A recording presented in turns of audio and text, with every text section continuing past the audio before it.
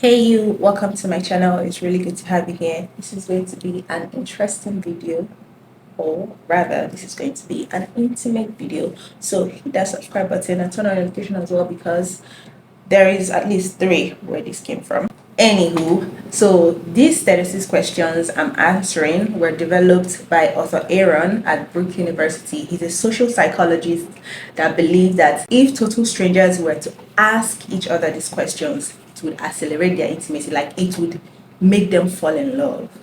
And yeah, I got to know about it from Big Bang Theory because I am a huge fan of that show. It was created by Chuck Lorre, and that's part of the reason I actually want to work with Chuck Lorre, because I think all his shows are like just really incredible. In the Big Bang Theory, they use this particular test, and yes, the characters didn't fall in love, but it made them get closer. And the questions are actually got to hear about on the Big Bang Theory were about three or four, not even up to that, and I can't even remember it. So I think the point I'm trying to make is that these questions, I've not seen them, and this is going to be like the first thing that pops into my head. So it's totally a freestyle, and I encourage you to play along with me. The questions will be in the description box below, and you can also answer yours in the comment box below.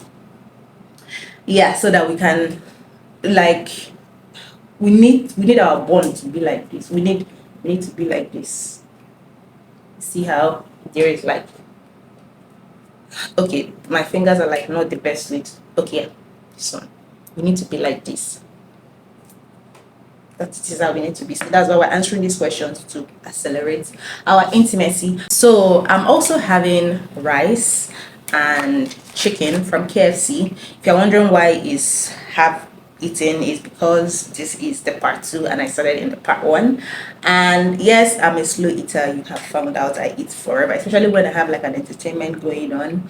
It kind of distracts me a little from my food, which would, maybe it would have taken 30 minutes to eat it, but because I have entertainment, it takes forever.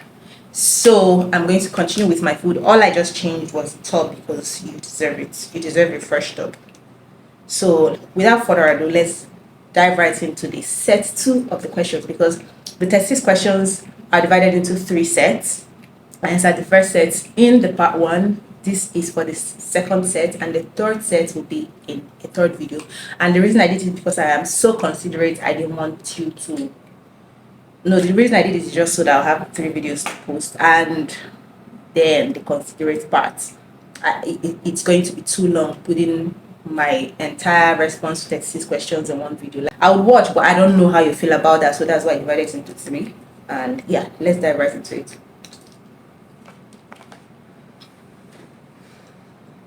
If a crystal ball could tell you the truth about yourself, your life, the future, or anything else, what would you want to know?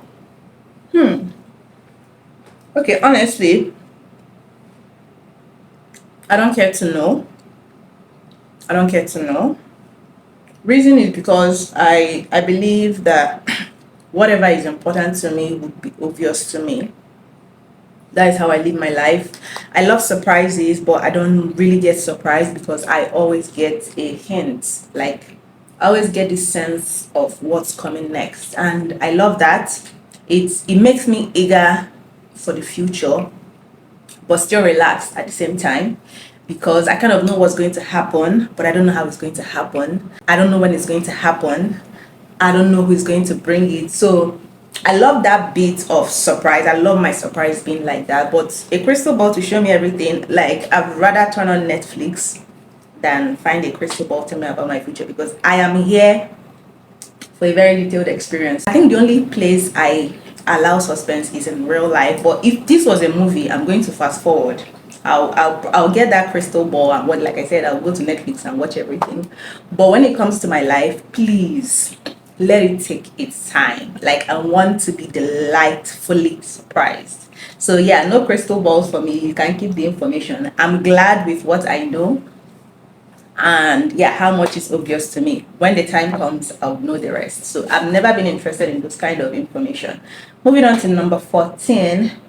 Is there something that you've dreamed of doing for a long time? Why haven't you done it? Yeah, there are so many things I I have dreamt of doing. A lot of them is because I don't have the resources yet. That's the money part of it. And yeah, that's why I've not done it. Your girl is waiting to kachang, let me hammer, let me blow, then I'll go and do all those things. You'd see. Oh, I have several. And now I'm thinking about them. I'm like, my list is like this long, but that doesn't take out from the fact that there is so much I have dreamt of that I have actually done, but it keeps going. I feel like the more I do, the more I add to the list. So yes, there are so many things I've dreamt of. I'm still dreaming of that I have not done, and the reason is because I'm still waiting for God to make it rain on me so that I can like blast the door open and create them, bring them to life. Number 15, what is the greatest accomplishment of your life?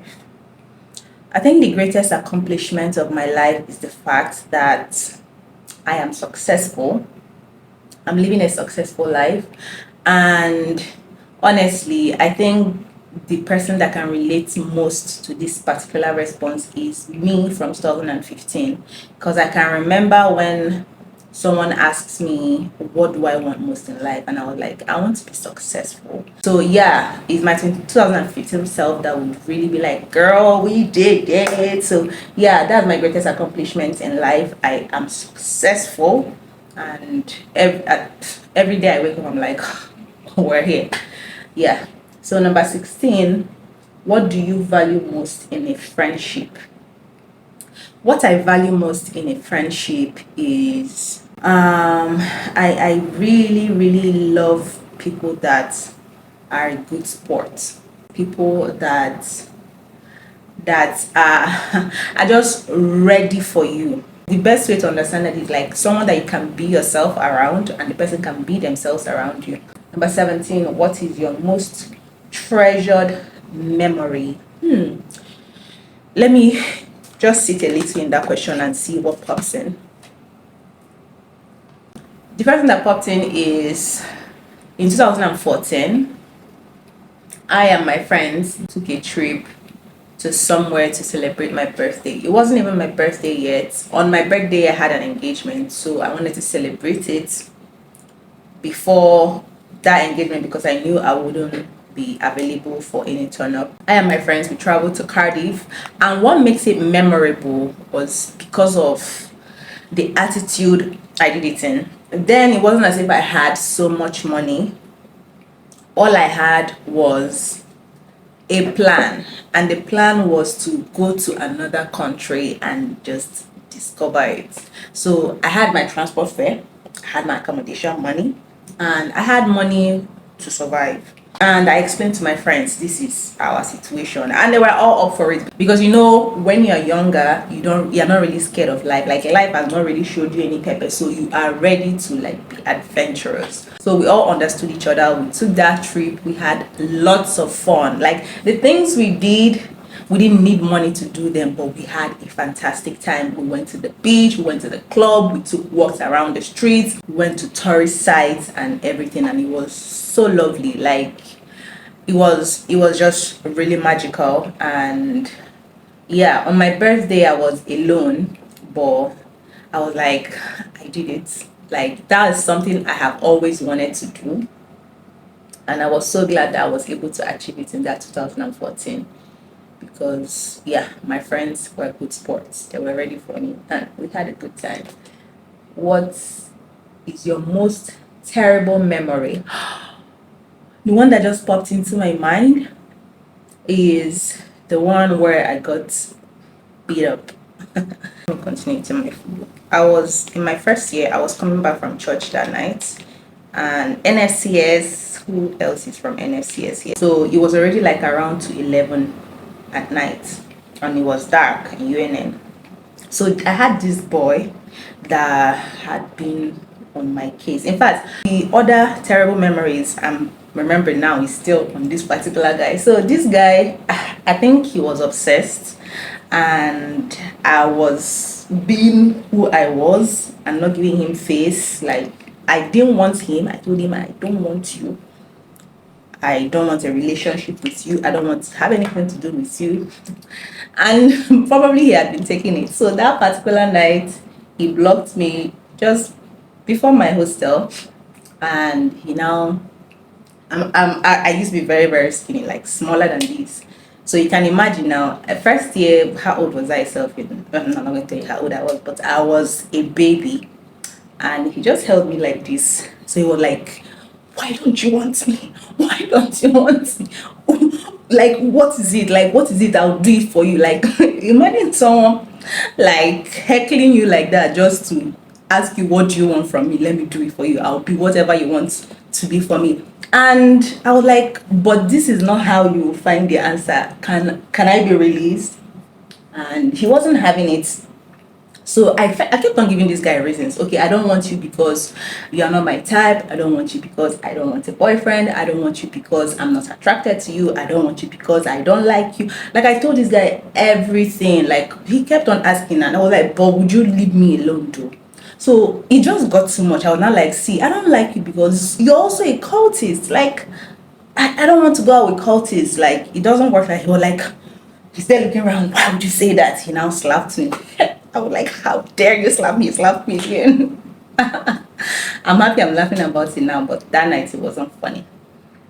Yeah, so that was how he beat me up. And I was like, he kept on beating me because he was like, don't say that again. And how dare you tell me not to say it again? See, we die here. So if since you started hitting me, I'll keep saying it. And if I eventually die from here, at least I died saying what you told me not to say. That was how my mind was working. So, and he kept on beating me till he got tired of beating me. And the funny thing about that night is that upon all those things he did to me, I did not cry because there was just this stubbornness that grew in me. I was like, hey, maybe this is my last night. Let me better die like a hero. He got tired and I was like, you define who you go. Like something in the line of, I'm looking for someone to implicate. So he now, pushed me away and I was like, you. I walked away. I wasn't going to do anything. I was like, now, wow, why did I have to take all that beating? But it had already happened. So I went to my room, I cried, and then I slept off. So that's like my worst memory. I'm happy I'm speaking about it then. I'm even happy I talked about it now because have I even told anybody? I think I've told someone before. But just one of those things that happen and you kind of block it off. And another terrible memory I can think of is still from that same guy. He wanted the death of me. Then number 19 is, if you knew that in 1 year you would die suddenly, would you change anything about the way you are now living, and why? Okay, if I knew that I'll be dead in 1 year, I think what I would want to do if I'm going to die next year is to have a child. Yeah, that's like one thing I know I can still do with that money. I'll have the child. Since I'm going to die, my mother will take care of the child. But that's not going to happen. But that's like what comes to mind now. If I'm going to die next year, then I might as well leave baby Chinwe for those that love Chinwe so much, and she will live through me, or rather I will live through her. Number 20, what does friendship mean to you? Friendship to me really means being able to allow someone be themselves, like their authentic selves, without judgment, without retributions, like without boundaries. Like, as a friend, your friend should be able to be themselves in front of you. You should be able to say, I know my friend is from here to here. Like, because you have showed them the entire spectrum of who you are. Lights on, lights out. You still know who they are. And number 21, what roles do love and affection play in your life? Love and affection, it plays very important roles in my life because we're emotional beings and it's kind of our meter for measuring how much we're growing. So when you have more of that, it means that you are being more of yourself. You are living dominantly in who you really are, in your authentic self. So when you have love in your life, when you have affection in your life, that means like you're really allowing yourself to thrive. And it doesn't necessarily need to come from outside. It also starts from within. Like everything starts from within. When you are generous with your affection, when you are generous with your love, it really affirms that you are really growing as a person. So yeah. So it doesn't really have to come from someone. It can come from within you to you, and it can come from within you to other people. Number 22, alternate sharing something you consider a positive characteristic of your partner. Share a total of 5 items. I remember 2 comments from my previous videos, and I actually know 2 of these people that commented. The positive thing I think about him is that he is confident. He's a confident person and he's responsible. Yeah. Then the other person that I grew up with at home, okay, she is a sweetheart. She is like a friend. A friend. I actually remember one memory I shared with her when I I went to try out for a singing competition. She was the one I went with. So I still remember she's like a very sweetheart. She's a good sport. So that's one positive thing about her. And the second thing is that she is beautiful, like facially, bodily. She gets it. Then for my lovely sister, what one positive thing I like about her is that she's very supportive, like very, very supportive. Like she is a support system. She is a central nervous system. She's really supportive. Like, oh my god, she's such a supportive person. When people don't think of how to support you, they are just supporting you because it comes like it's innately who they are. She's a very supportive person.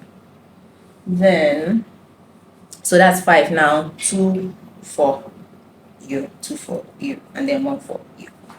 Then number 23, how close and warm is your family? Do you feel your childhood was happier than most other people's?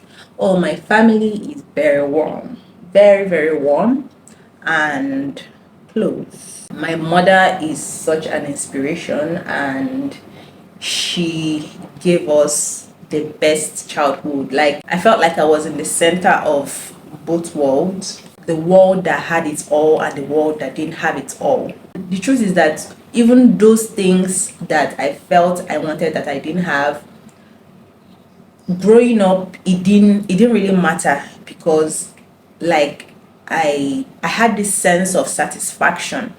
So it wasn't really a thing of, oh, I was always longing for what I saw other people had that I didn't have. Like I knew there were things I would love to have that I don't have, but I always had this sense of satisfaction, and it meant a lot because where I grew up, it was always very obvious how people went after what they wanted, even when it didn't really, like arbitrarily speaking, it wasn't legal or it wasn't moral or it wasn't a disciplined way to go about it. But because of that sense of satisfaction, that sense of abundance, that sense of just always having the most important things you need in life, I never told that direction. Yeah, so I think that was really, really precious that she was able to train us that way, and it's just really beautiful. So yeah, I love my childhood in that aspect. So number 24, the final one. How do you feel about your relationship with your mother? My relationship with my mother is we're getting to know each other right now. And the funny thing about that statement is I know my mom and she knows me, but we don't know each other on the level we think we know each other. So, like every other African parent, they grow up very passive. They're not really expressive with their feelings, and like they're always trying to teach you lessons, even when you didn't ask for any lessons. So, it created kind of a veil between who she really was and who she was showing me she was. So, of course, I I read a lot of meaning into that because I was a human being. I had to make up the rest of the context for myself. We understand that um, we have not really allowed each other to express freely in front of each other. We are now allowing that to happen. It's like a new relationship in the honeymoon phase. So yeah. And that brings me to the end of this second episode of my Accelerating Intimacy with You. Yeah, thank you so much for watching. And again, my rice is still full. Chicken is still chickening. So I guess we'll have to continue this on the third episode. Thank you so much for watching, and until next time, stay wilding and thriving.